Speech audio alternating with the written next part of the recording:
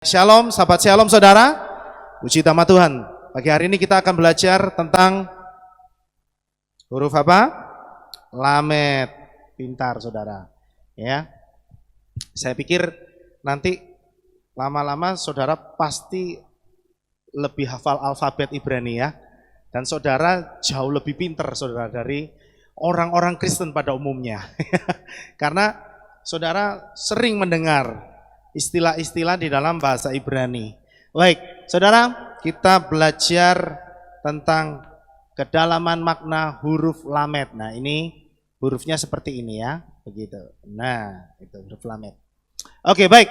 Huruf lamed adalah huruf ke-12 dari alfabet.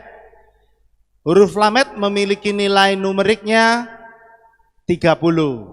Ya. Ingat saya kemarin bilang setelah huruf apa? Setelah huruf yod itu mulai dari huruf yod itu mulai puluhan saudara ya. Yod, kaf, lamed 10, 20, 30. Piktograf untuk lamed tampak seperti tongkat atau tongkat gembala. Nah, seperti ini nih saudara. Ya, ini kan seperti tongkat nih. Nah, ini piktografnya nih. Nah, seperti tongkat gembala. Jadi kalau saudara perhatikan orang kalau menggembalakan domba di Israel itu dia selalu bawa tongkat dan tongkatnya itu punya ciri khas seperti ini saudara. Nah, kenapa tongkatnya ciri khasnya seperti ini? Nanti kita akan sampai ke sana ya. Nah, sedangkan huruf kitab Asyurit, nah ini kitab Asyurit dibangun dari huruf kaf dan waw. Ya, ini huruf kaf, ini huruf waw. Jadi dia membentuk huruf lamed, ya berdiri di atasnya. Ini huruf waw, ini huruf kaf. Nah, saudara, sekarang kita lihat keunikan dari huruf lamed. Huruf lamed itu huruf yang unik dalam alfabet Ibrani karena merupakan huruf yang paling tinggi. Yang paling tinggi apa? Bentuknya ini loh saudara. Saudara bisa lihat dari alef sampai tau, yang paling tinggi paling mencungul gitu saudara ya. Paling mencungul itu adalah huruf lamed. Nah, saudara bisa lihat nih. Karena dia adalah dua huruf yang disusun jadi satu. Nah, ini adalah satu-satunya huruf yang naik di atas garis dasar. Kalau kemarin huruf yang paling kecil adalah huruf yod. Nah, sekarang lamed ini adalah huruf yang paling gede, saudara. Ya. Dan sebagai huruf ke-12, ini dianggap sebagai huruf sentral. Dia ada di tengah-tengah. Huruf Ibrani itu ada berapa? 22. Ya. Dan ini adalah yang ke-12. Dia ada di tengah-tengah. Ya. Nah, makanya dia disebut atau dianggap sebagai jantungnya dari huruf alfabet Ibrani. Oke. Saudara mungkin nanti di sini masih bertanya-tanya, ini apa maksudnya? Ada kata malchut, ada kata hiseh, hakafot, melek, hamlemak, hamelakim. Saya akan jelaskan di sini. Karena kepala lamed di atas huruf-huruf lain dari posisi tengahnya, maka dikatakan melambangkan melek, hamlakim. Nah, karena posisinya di tengah dan paling tinggi, dia seolah-olah punya mahkota, dikatakan melek hamlakim. Apa artinya melek hamlakim? Yaitu raja di atas segala raja. Karena dia paling tinggi posisinya. Nah, begitu saudara. Yaitu raja segala raja. Nah, gagasan ini didukung oleh gagasan bahwa huruf sebelumnya itu adalah huruf kaf. Singkatan dari kese hakafot, yang artinya tahta kemuliaan. Kan sebelumnya huruf kaf ya. Sebelum lamed itu huruf kaf. Nah, kaf itu singkatan atau profetiknya itu kise hakafot, tahta kemuliaan. Dan huruf berikutnya setelah lamed itu adalah huruf mem. Nah, itu singkatan dari malchut. Malchut itu artinya kerajaan. Nah, coba kalau saudara perhatikan, kita sering menaikkan, mengumandangkan Shema Yisrael. Shema Yisrael, Yahweh Elohenu, Yahweh Ehad, Baruch Shem Kevod Malchut. Itu berarti kerajaannya kekal selamanya. Malchutul olam vaed, itu kekal selamanya. Nah, Malchut itu kerajaan. Nah, para rabi juga menunjukkan bahwa 3 huruf utama dari mem, lamet, dan kaf. Mem, lamet, dan kaf itu dapat dieja menjadi kata melech atau raja. Jadi saudara perhatikan, ini kembali lagi ke slide yang sebelumnya. Karena huruf sebelumnya ini bermakna kiseh hakafot. Apa tadi kiseh hakafot? Apa tadi? Tahta kemuliaan. Maka di sini artinya adalah raja segala raja. Di sini tahta kemuliaan, di sini kerajaan, maka di sini adanya adalah raja di atas segala raja. Itu makna profetik dari posisi huruf lamet. Ingat bahwa huruf Ibrani itu selalu penuh dengan makna-makna profetik, saudara. Ya. Oke, berikutnya. Sekarang arti dari lamet. Arti asli dari lamet adalah menusuk, menyengat, menghasut, menghalau. Itu artinya lamet, saudara. Jadi gambarannya adalah seperti seorang penggembala yang mendorong ternak untuk melakukan suatu tindakan. Oleh karena itu piktograf lamet adalah tongkat atau tongkat gembala yang melambangkan otoritas. Nah, salah satu fungsi dari tongkat gembala adalah menghalau binatang buas yang mengancam kawanan. Nah, itu fungsinya. Kemudian dia juga berfungsi memisahkan kawanan kambing dan domba. Kemudian dia berfungsi juga menarik domba yang keluar dari kawanan. Jadi saudara perhatikan kenapa bentuknya melengkung begini. Itu untuk menarik lehernya domba.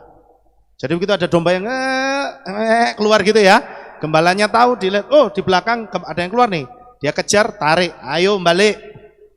Nah, ya. Itu fungsinya tongkat gembala untuk menarik kembali, untuk supaya dombanya kembali kepada kawanan, kepada grupnya, begitu saudara. Ya, itu fungsinya tongkat tadi yang seperti saya katakan. Makanya bentuknya dia begini. Ini untuk menggait lehernya domba itu. Nah, huruf lamet dipakai dalam kata malamet yang berarti belajar atau mengajar. Nah, kata malamet ini pertama kali muncul dalam kitab Devarim atau Ulangan 4 ayat 1. Dikatakan, ini ya dari sini ya. Wa ata Yisrael Shema el Hakukim wa el Hamis Patim Asher Anoki malamet et kem. Perhatikan ini kata malamet. Dikatakan begini artinya, dan sekarang hai Israel, dengarlah ketetapan-ketetapan dan peraturan-peraturan yang aku ajarkan kepadamu. Jadi lamet, huruf lamet itu punya makna mengajar atau diajar. Itu lamet. Begitu. Makanya dia bentuknya tongkat gembala. Fungsinya tongkat gembala itu adalah untuk menjaga supaya domba itu aman. Itu juga berbicara tentang kita sebagai domba-dombanya Bapa Yahweh, domba-domba yang digembalakan oleh Yeshua itu harus mau diajar. Gitu.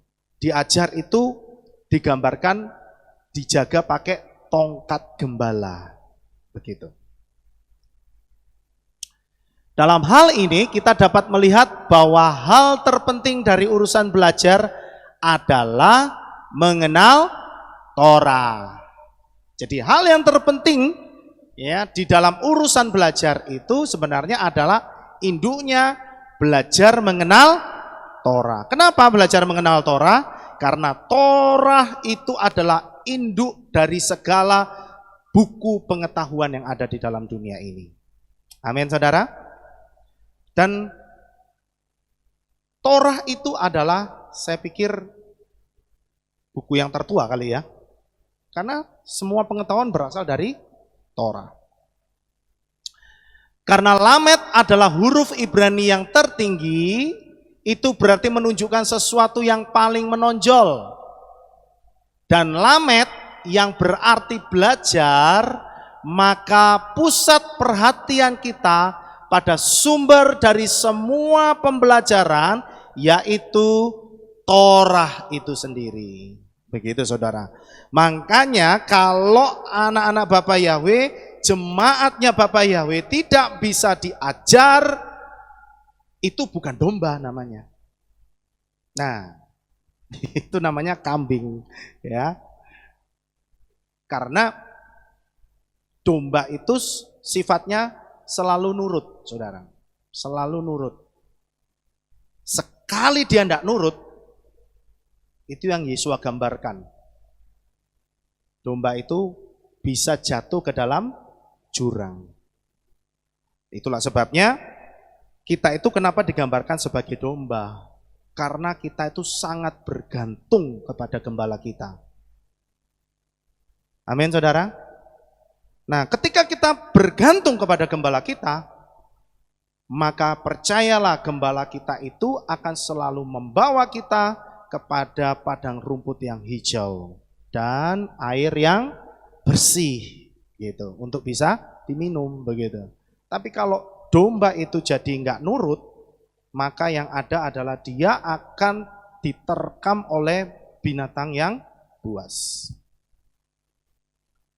Nah, sama juga, makanya ini mengingatkan kita supaya kita itu mau diajar. Karena Torah itu akan menjaga hidup kita, supaya hidup kita itu jadi, apa saudara? Hidup kita itu jadi berbahagia. Amin. Ketiga, pengetahuan Lamed dan hati. Nah, ada tulisan Rabi Akiva ya di halaman 50 sampai 135, dikatakan telah mencatat bahwa ejaan Lamed itu dapat dilihat sebagai akronim atau singkatan dari kata Lamed Memdalet ke frase Lev Meivin Da'at. Jadi Lamed Memdalet itu bisa juga apa? Kayak diberikan arti Lev Meivin Da'at, begitu ya, disingkat. Jadi kepanjangannya itu Lev Meivin Da'at, begitu. Artinya apa? Hati yang memahami pengetahuan. Dengan kata lain, tujuan belajar mengajar Lamed ini, atau yang disebut dengan Lamed ini, adalah ilmu hati. Saudara, orang-orang Yahudi, ya, orang-orang Israel itu selalu ditekankan bahwa ketika mereka mempelajari sesuatu, itu bukan cuma pakai akal dan pikiran, tapi harus pakai hati. Kenapa harus pakai hati? Karena kalau pakai hati, satu, dia bisa memfilter ini benar apa enggak. Kedua, kalau yang namanya pakai hati pasti ya namanya dengan sungguh-sungguh, begitu loh, dengan segenap hati. Beda loh kalau kita belajar cuma pakai ini, satu kali waktu mood kita, hati kita nggak mood, kita nggak mau belajar. Tapi kalau orang itu belajar pakai hati, dia akan kerahkan semuanya. Gitu maksudnya, saudara. Ya, begitu.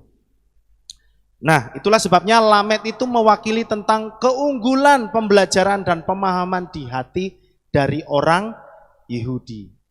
Makanya orang Yahudi itu kalau dia sudah belajar, ya, saudara bisa lihat mereka itu kesungguhannya luar biasa. Makanya Yesus ngomong kalau keseriusan beragama kita nggak lebih dari orang Yahudi, daripada ahli-ahli Torah, tidak bisa selamat gitu. Kesungguhannya gitu loh maksudnya saudara. Kesungguhannya. Nah Tuhan juga mau supaya ketika kita itu belajar, kita itu punya hati yang sungguh-sungguh gitu loh. Mengenal Tuhan itu harus dengan sungguh-sungguh. Itu yang Tuhan mau saudara. Kemudian yang keempat, Lamed itu sebagai pemicu untuk kita itu belajar gitu maksudnya, atau trigger.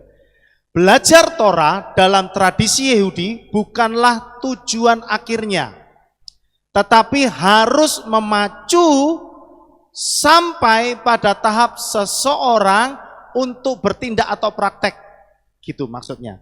Jadi belajar Torah itu di dalam tradisi Yahudi bukan cuma supaya orang itu jadi pinter gitu loh maksudnya, tapi harus sampai praktek.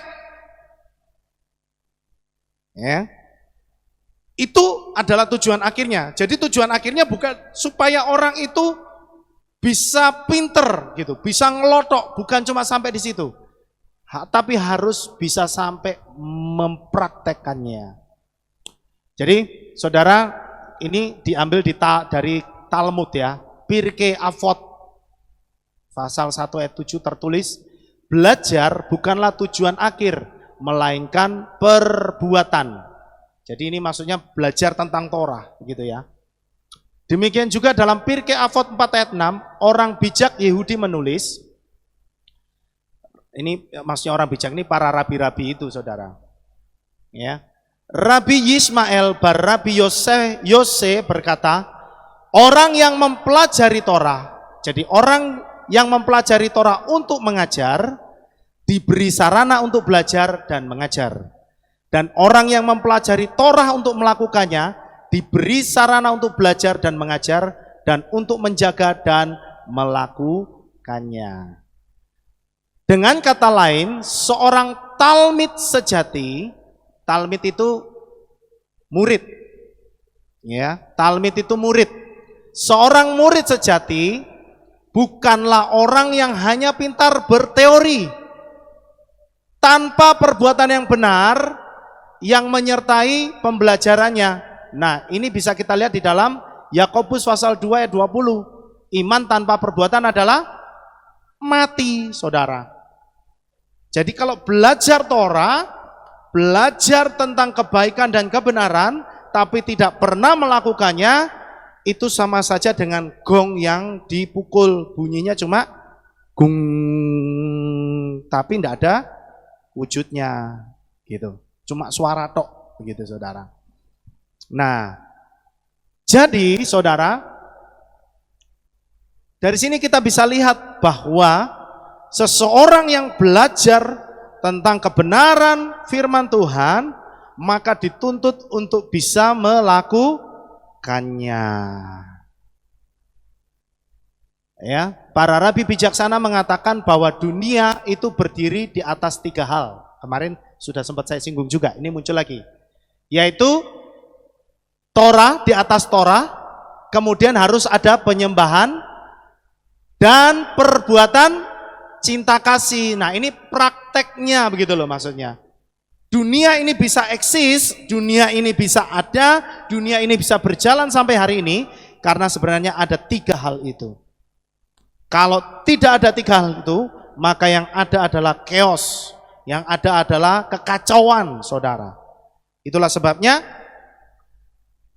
ketiga hal ini adalah Roh Kudus, saudara. Gitu. Kalau ini sudah nggak ada, berarti ya pasti kacau.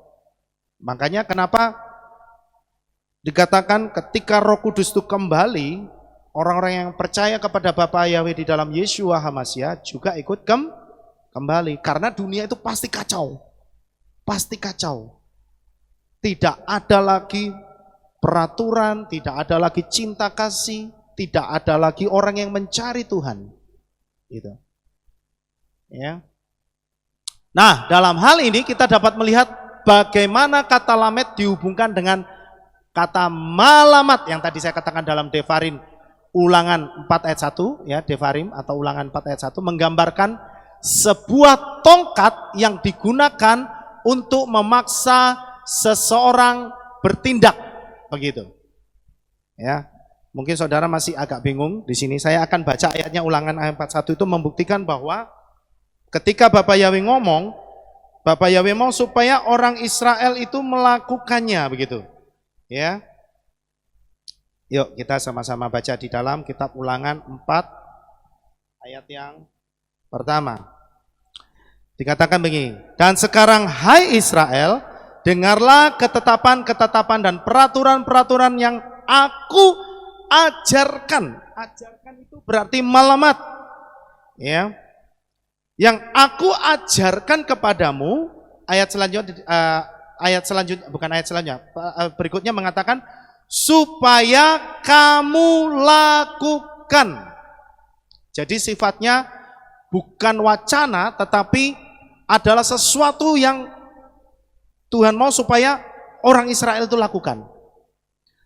Nah, itu yang disebut dengan mengajar. Itu yang disimbolkan dengan tongkat gembala. Jadi tongkat gembala itu adalah untuk memaksa domba itu ke kiri, dia akan ikut ke kiri. Ketika tongkatnya diarahkan ke kanan, dombanya akan ke kanan. Dipaksa begitu saudara. Ketika domba itu mau keluar dari kawanan, ditarik kembali, nggak boleh ke sini, dipaksa. Itu sama saja dengan ketika kita itu diajar, Tuhan memaksa kita supaya kita itu nurut gitu. Weslah, percaya saja. Itu maksudnya. Jadi kata malamat ini lebih pada kata memaksa, saudara. Ya.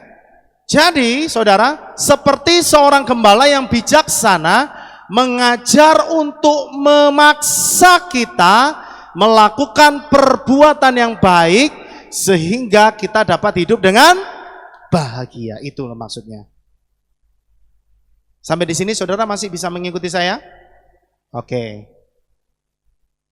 Lamed yang kelima, lamed sebagai awal huruf sebuah proses pembelajaran kedewasaan. Setiap orang yang menjadi dewasa pasti akan melewati sebuah proses yang namanya belajar. Lamed, huruf lamed mengajarkan pada kita bahwa setiap orang tidak akan pernah bertumbuh menjadi dewasa tanpa belajar. Ingat bahwa yang akan menjadi mempelainya Yeshua itu adalah orang yang sudah dewasa, begitu saudara. Orang yang sudah dewasa, bukan anak-anak. Nah, ini juga mengajarkan kepada kita, kenapa Tuhan mengajar kepada kita? Supaya kita bertumbuh, ya supaya kita jadi dewasa, supaya kita siap jadi mempelai, begitu saudara. Gitu, ya. Yeshua sebagai gembala kita selalu mengajar kita supaya kita itu terbentuk secara mental, hikmat, pengetahuan, kasih dan kebenaran. Saudara bisa baca di dalam Efesus 4 ayat 11 sampai 15. Ya. Tuhan mau supaya kita itu bertumbuh. Kenapa? Karena sesuatu yang hidup itu pasti bertumbuh. Yang tidak bertumbuh pasti namanya mati. Nah, yang namanya bertumbuh pasti melewati proses yang namanya belajar. Sampai kapan kita akan belajar? Ya sampai kita mati, saudara. Betul ya? Makanya hidup ini juga di dalam dikatakan proses belajar. Makin hari makin bijaksana, makin hari makin cinta Tuhan, makin hari kita makin ngerti. Kan gitu ya? Makin hari kita makin tahu bahwa oh, di dalam Bapa Yahweh itu harus begini, begitu. Ikut Tuhan itu harus begini. Oh, ikut Tuhan prosesnya begini. Makin hari makin bijaksana, saudara. Nah, itu yang disebut dengan belajar. Nah, huruf lamed mengingatkan kita akan hal itu. Lamed itu bisa dibaca lamat, yang artinya belajar. Bisa juga limut, ya. Limut itu cuma beda sedikit. Di sini ada huruf wawnya, tapi diambil dari akar kata lamat yang artinya murid. Jadi seseorang yang dikatakan hidup itu pasti bertumbuh. Dan sesuatu yang bertumbuh pasti melewati sebuah proses. Dan proses itu adalah belajar. Yang keenam, energi lamet. Nah, lamet itu digambarkan seperti energi sambaran petir yang turun dari langit. Wah, kayak gini nih kira-kira saudara. Dia juga bisa digambarkan seperti petir yang menyambar-nyambar begitu ya, yang turun dari langit. Nah, artinya apa? Ini juga bisa menggambarkan ketika kita sungguh-sungguh berfokus di dalam hadirat Tuhan, maka sebenarnya diri kita itu sedang terhubung dengan energi dari langit. Gitu. Ada energi Tuhan sendiri yang sangat kuat yang menyentuh diri kita. Jadi kalau kita itu sungguh-sungguh mencari wajahnya Bapak Yahweh, kita ada di dalam hadirat Tuhan, itu sebenarnya kita itu energinya Tuhan itu sedang nyambung sama kita. Dan itu kekuatannya seperti sambaran petir. Kira-kira begitu. Kira-kira begitu, saudara. Nah, makanya ketika seseorang itu dipenuhi dengan Roh Kudus, itu pasti melakukan perbuatan-perbuatan yang dahsyat. Amin. Kita bisa lihat karakter seorang Simson. Dikatakan demikian kan? Jelas ya, ketika Simson dipenuhi Roh Kudus, Roh Elohim, dari situ muncul kekuatannya. Nah, itu energinya seperti itu kekuatannya, saudara. Ya, makanya banyak juga orang-orang yang dipakai oleh Roh Kudus, yang dipakai oleh Tuhan ketika dirinya dipenuhi Roh Kudus, dia bisa dipakai Tuhan untuk apa? Ketika dia tumpang tangan, orang itu sembuh. Ya kan? Orang yang dirasuk setan, setannya lari. Seperti itu. Karena apa? Di dalam dirinya dipenuhi dengan kuasa Roh Kudus. Ada energi yang dahsyat seperti petir yang menyambar. Petir yang menyambar, petir itu kan kekuatan listriknya, wah, luar biasa saudara ya. Saya nggak ngerti istilah elektrik soalnya ya. Tapi mungkin nggak tahu, kalau petir itu sekitar berapa volt? Ribuan volt saudara. 220 volt aja kalau saudara pegang langsung gitu ya. Nah, kalau ribuan kayak apa saudara? Ya begitulah kira-kira ya, energi dari lamet gitu.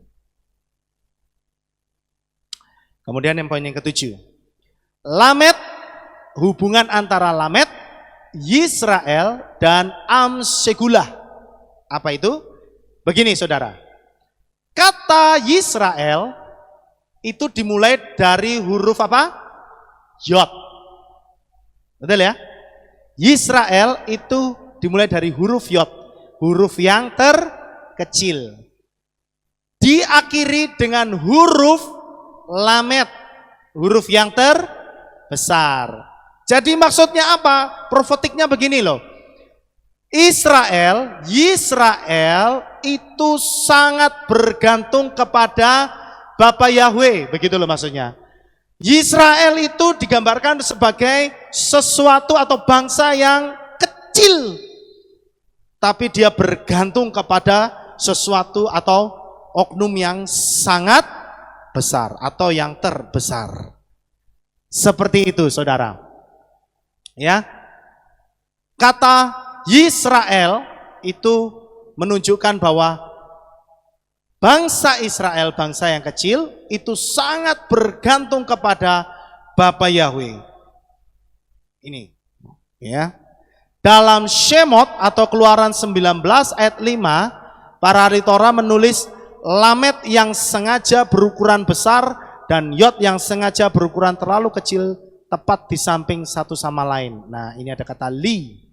Li ini saya lihat artinya adalah bagiku. Jadi bunyinya seperti apa saudara? Dikatakan begini. Dan bagiku kamu akan menjadi harta yang spesial di antara semua orang. Nah bunyinya begini. Wiyitem li segula mikal amim. Gitu ya. Ini wiyitem li Shegula, ini Shegula, Mikal Ha'amim. Saudara, saya ingin saudara memperhatikan juga kata Shegula. Orang bijak mengatakan, para rabi mengatakan bahwa Israel adalah Am Shegula. Artinya orang-orang yang spesial, the chosen people, orang-orang pilihan. Amshegula, ketika mereka menepati perjanjian Tuhan dengan mengakui kebesarannya dan Israel yang kecil, ini menunjukkan maksudnya ketika mereka mengakui kemahadahsyatan Bapa Yahweh dan mereka menganggap bahwa diri mereka itu adalah sesuatu yang kecil begitu, ya, itu menunjukkan bahwa mereka itu rendah hati begitu loh saudara. Artinya Bapa Yahweh itu adalah Lamed, gembala yang agung, guru raja segala raja, sedangkan Israel adalah Yod, kecil. Nah, tangan kecil terulur ke atas ke surga atau Samayim untuk bergantung. Jadi begini saudara maknanya, kata Lamed, Israel dan Segula. Ya, ketika orang Israel itu dengan rendah hati bergantung kepada Bapa Yahweh yang maha besar, mereka mau diajar, maka di hadapan Bapa Yahweh mereka itu disayang seperti sebuah harta yang spesial. Begitu juga dengan kita, ya, kuncinya sama. Begitu juga dengan kita. Kita bergantung kepada Bapa Yahweh dengan rendah hati, begitu. Maka itu sama saja kita itu di hadapan Bapa Yahweh seperti harta yang spesial. Amin. Makanya Tuhan bilang ngomong sama kita bahwa kita itu adalah biji matanya. Ada yang mau di sini dikasih uang 1 miliar dicolok matanya? Nyoloknya pakai tangan aja deh. Ya. Nah, kasih 1 miliar tapi colok sak kenceng-kenceng ya saudara. Nggak ada yang mau ya. Ya itu karena itu biji mata. Ya seperti itulah saudara ya. Seperti itulah kita di hadapan Bapa Yahweh. Amin saudara.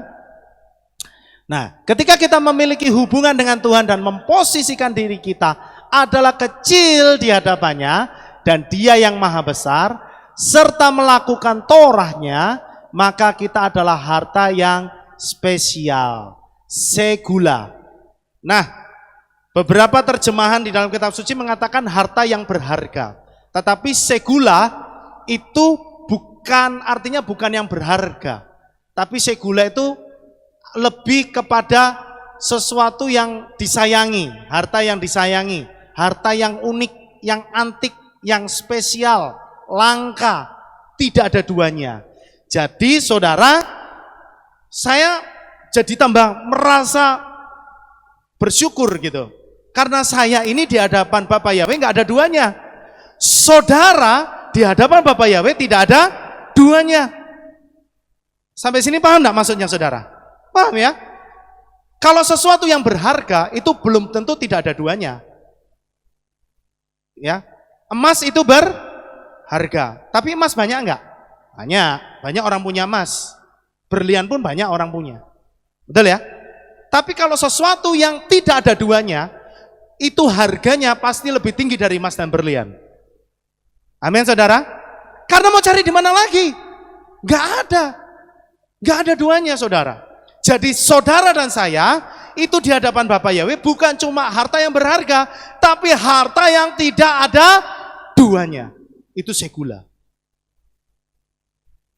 Itu artinya segula. Ya.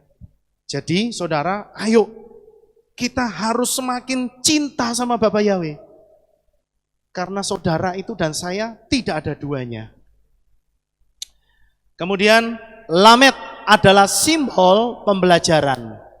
Huruf Lamed mengingatkan kita bahwa hidup ini harus mau belajar dan diajar. Belajar bukan hanya dengan menggunakan pikiran saja, tapi dengan hati dan jiwa. Orang yang mau belajar adalah orang yang rendah hati. Mau membuka dirinya untuk diisi oleh hal yang baik.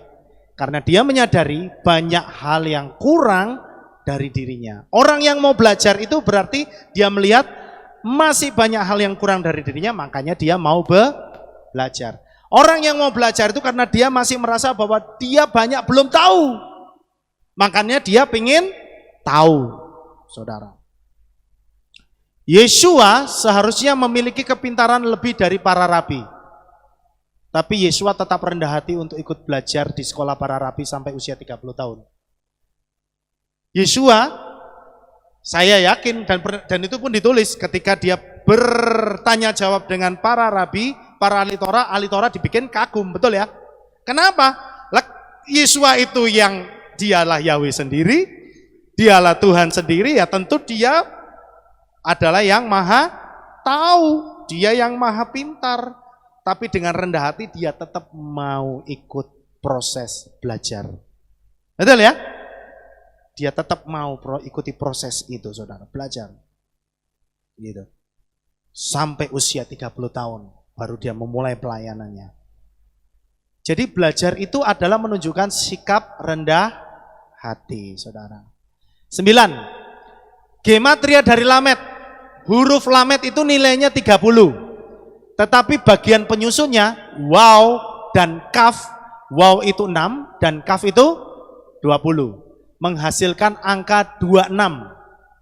Nah, angka 26 ternyata itu juga sama dengan nilai nama kudus dari Bapa Yahweh, saudara.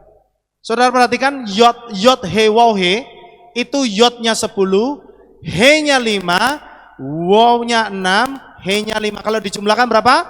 26. Ya. Huruf Lamed dan huruf Lamed dan kat nama kudus Bapa Yahweh itu nilainya sama, 26. Ya. Karena Lamed adalah pusat dan huruf paling tinggi di atas semua huruf lainnya, itu melambangkan Yahweh adalah raja segala raja. Itu. Makanya dia dikatakan Melek Hamlakim. Lamed itu Melek Hamlakim. Dia adalah raja di atas segala raja. Nah, karena apa? Dari nilai gematrianya sendiri sama, saudara. Gitu. Selain itu, angka 30 memiliki nilai yang sama dengan kata Yod He Waw Dalet He, yaitu Yehuda. Jadi menunjukkan hubungan antara kata belajar Yod He Waw He dan suku Yehuda. Saudara bisa baca di dalam Kejadian 49 ayat 10. Artinya orang yang mau diajar oleh Yesua, ingat Yehuda ini selalu mengarah kepada siapa? Yesua. Yehuda itu selalu mengarah kepada Yesua. Karena Yesua itu keturunan dari suku Yehuda. Artinya orang yang mau diajar oleh Yesua maka menjadi milik Yahweh. Selalu kembali kepada karya keselamatan Bapa Yahweh di dalam Yesua. Selalu kembali, saudara. Kemarin dari awal kita belajar tentang huruf Alef sampai sekarang kita belajar huruf Lamed. Selalu pesannya adalah tentang bagaimana iman kita ada di dalam Yesua. Ya, makanya kalau orang-orang di luar sana sampai menolak Yesua, orang yang tadinya sudah percaya Yesua dan akhirnya tidak percaya lagi sama Yesua, ya sudah, itu saya pikir konyol, saudara. Karena semuanya profetik itu selalu mengarah kepada karya keselamatan Yesua. Ya, terakhir. Lamed itu sebagai final destination atau tujuan akhir. Ketika kata huruf Lamed muncul sebagai awalan untuk sebuah kata dalam bahasa Ibrani, itu sering menunjukkan objek tata bahasa yang kita terjemahkan dengan ke atau untuk. Misalnya, kata melech itu kan artinya raja. Tetapi ketika ada huruf le melech atau el melech ya, el melech itu berarti kepada raja. atau untuk raja.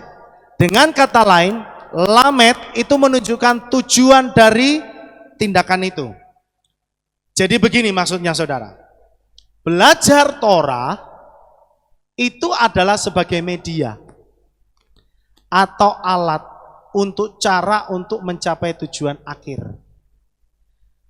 Bukan Torahnya yang menjadi akhir dari tujuan kita. Paham enggak sampai sini? Bukan Torahnya yang jadi tujuan akhirnya saudara. Melainkan yang menciptakan Torah yang harus menjadi fokus dan tujuan akhirnya. Banyak orang-orang Yahudi, mereka belajar, itu cuma tujuan akhirnya Torah.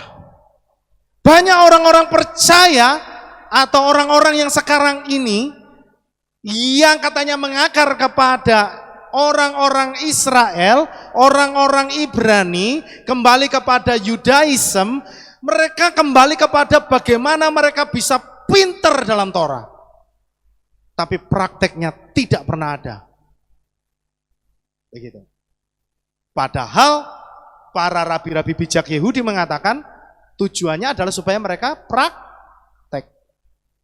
Dan sekarang ini saudara, saya katakan apa artinya seseorang hafal seluruh isi Torah tapi tidak memiliki perbuatan kasih dari Elohim dan tidak pernah mempraktekannya?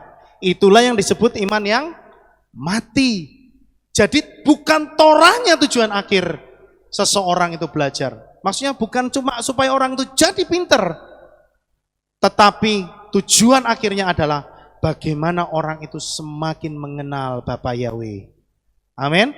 Itulah tujuan kita untuk belajar firman Tuhan, belajar tentang Torah. Supaya apa? Supaya hidup kita itu jadi lebih mengenal kebenaran, saudara. Yesua datang supaya Torah itu hidup. Dia mengajarkan pada kita supaya setiap orang memiliki perbuatan kasih. Karena itu adalah Torah. Jadi Torah itu sebenarnya adalah kasih. Ya. Seluruh hal yang tampak dari Yesua adalah kasih. Itulah sebabnya dia disebut Torah Chaim, Torah yang hidup. Dalam istilah orang Yahudi, orang yang melakukan sedekah, sedekah itu sedekah, ya, dikategorikan orang benar. Artinya apa? Orang yang melakukan perbuatan baik itu dikategorikan juga orang benar. Dengan kata lain, tujuan akhir dalam mempelajari dan mendalami Torah dimaksudkan untuk mengungkapkan dan hidup dalam kasih dan anugerah Tuhan kita, Yeshua HaMashiach, saudara, Guru sejati dan Raja segala Raja. Jadi tujuan akhir dalam orang mempelajari Torah itu adalah untuk mempraktekkan kasihnya Yeshua. Amin. Jadi saudara, mari pagi hari ini kita belajar lagi tentang satu huruf lagi, yaitu Lamed. Yang intinya adalah supaya kita itu menjadi domba yang mau diajar, domba yang mau belajar. Amin. Dan percayalah, ketika kita menjadi domba yang nurut sama Bapa Yahweh di dalam Yesua, maka hidup kita bukan cuma diselamatkan, tapi hidup kita akan selalu disertai dengan berkat-berkat yang membawa kita kepada kebahagiaan. Amin. Buat firman Tuhan, Bapa Yahweh memberkati saudara sekalian. Mari sama-sama kita berdoa. Terima kasih Bapa Yahweh, kami sudah belajar lagi Tuhan satu huruf tentang kedahsyatan karya-Mu Bapa di dalam hidup kami. Oleh sebab itu Tuhan, ajar kami terus Tuhan supaya kami semakin mengenal Engkau lebih dalam dan kami semakin dekat lagi kepadamu ya Bapa. Sebab kami tahu Tuhan, kami tidak akan pernah bisa lepas daripada genggaman tangan kasih-Mu Bapa. Kami mau Tuhan hidup untuk dituntun dengan Engkau Bapa. Kami percaya Tuhan, sebab ketika hidup kami dituntun oleh Engkau, hidup kami penuh dengan sukacita dan berkat yang daripada Bapa Yahweh. Terima kasih Bapa Yahweh, memberkati firman-Mu ya Bapa. Berkati kami semua pada pagi hari ini Tuhan. Biarlah kami pulang dengan sukacita dan damai sejahtera daripada Bapa Yahweh. Di dalam nama Adonai Yeshua HaMashiach, kami mengucap syukur dan berdoa sama-sama kita katakan, amin. Baik saudara, kita akan melihat pengumuman. Shalom, kembali lagi dalam Alepta Breaking News. Berikut akan saya sampaikan pengumuman untuk minggu ini. Hadirilah ibadah Purim yang akan dilaksanakan pada hari Kamis 25 Februari 2021 pukul 6 sore. Ibadah hari Rabu digabung hari Kamis dengan tema Yahweh Tuhanku, dahsyat namamu di seluruh bumi. Info 7 hari raya. Hadirilah hari raya yang ditetapkan oleh Bapa Yahweh, hari raya Pesah yang akan dilaksanakan pada hari Jumat 26 Maret 2021 pukul 6 sore dengan tema apapun yang terjadi, aku kan tetap mengikutimu. Ibadah Sabat tanggal 27 Maret 2021 digabung hari Jumat. Hari Raya Roti Tidak Beragi atau Matzah Pembuka diadakan pada hari Sabtu 27 Maret 2021 pukul 6 sore dengan tema Kaulah Yahweh perlindunganku, terima kasih untuk kasih-Mu. Ada perjamuan kudus. Bagi jemaat yang tidak bisa hadir di Kehilat atau sedang sakit, saudara dapat mengambil roti dan anggur di kantor Kehilat. Paling lambat pada hari Kamis, 25 Maret 2021. Hari Raya Buah Sulung atau Habikurim akan dilaksanakan pada hari Minggu, 28 Maret 2021 pukul 6 pagi dengan tema Lihatlah Yeshua penyelamat Israel, pujilah Dia. Ibadah Minggu sore digabung pagi. Jemaat diberikan kesempatan untuk memberikan persembahan sulung untuk imam. Paling lambat pada tanggal 27 Maret 2021. Dalam rangka memperingati Hari Raya Pesah, akan diadakan donor darah pada hari Minggu 28 Maret 2021 pukul 9 pagi di Kehilat. Bagi yang ingin berpartisipasi, harap mendaftar di kantor Kehilat. Info remaja. Ibadah remaja akan dimulai kembali pada hari Sabtu 27 Februari 2021 pukul 6 sore. Demikianlah pengumuman untuk minggu ini. Sukses besar bagi saudara, Bapak Yahweh memberkati. Waktu selanjutnya saya serahkan kepada Bapak Gembala. Mari saudara kita akan bangkit berdiri, kita tutup di dalam doa. Terima kasih Bapak Yahweh, selesai sudah ibadah Sabat kami. Sebentar kami semua akan pulang, jaga lindungi peliharakan kami sampai di rumah dengan selamat. Pertemukan kembali esok untuk kembali kami belajar firman-Mu dan kami menjadi semakin lebih sungguh-sungguh dan memahaminya. Terima kasih Bapa, beri kekuatan, kesehatan, damai, sejahtera, keamanan, dan bahkan perlindungan yang luar biasa dari Bapa Yahweh untuk seluruh umat-umat-Mu, baik yang ada di kota Magelang ini maupun di seluruh penjuru dunia yang telah mengikuti streaming di pagi ini. Terima kasih Bapa, di dalam nama Adonai Yeshua HaMashiach kami berdoa. Mari kita angkat tangan kita dan kita akan menerima berkat Kohanim. Haleluya. Yevarechecha Yahweh wa yismereka.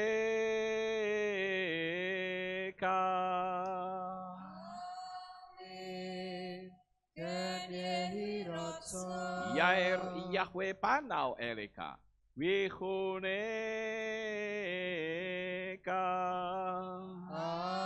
Amin. Yesa Yahweh panau eleka. Wa yashem lecha shalom. Amin.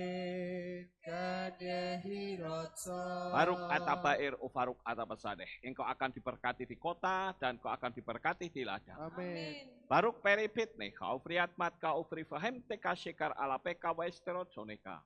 Diberkatilah buah kandunganmu, diberkati hasil bumimu, diberkati hasil ternakmu, anak-anak lembumu dan anak-anak dombamu. Amin. Baruk tan akau misyartika, diberkatilah bakulmu dan tempat adonan. Amin. Baruk ata boboy kau faruk ata bersetika, dan kau akan diberkati pada waktu kau masuk dan kau akan diberkati pada waktu kau keluar. Baruch ata Yahweh Eloheinu melech haolam. Beshem Yeshua HaMashiach Ruach HaKodesh Kile Olam Vaed.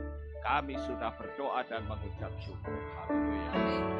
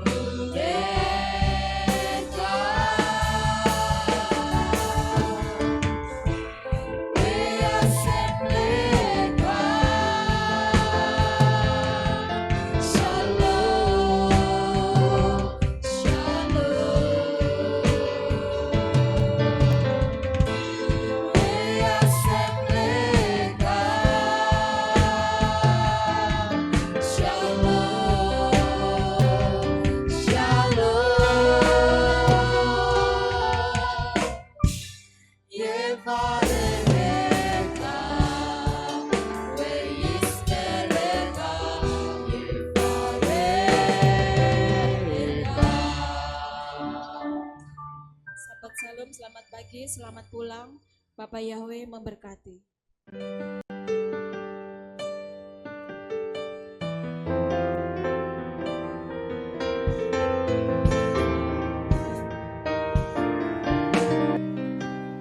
Segala pujian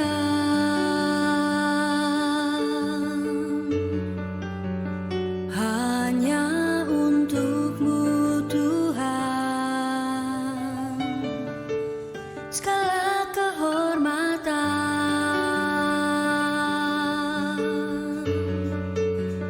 juga punya-Mu Tuhan. Dari puncak tertinggi sampai lembah terlandai, semua karya kasih cinta-Mu, sujud menyembah Sang Maha Pencipta.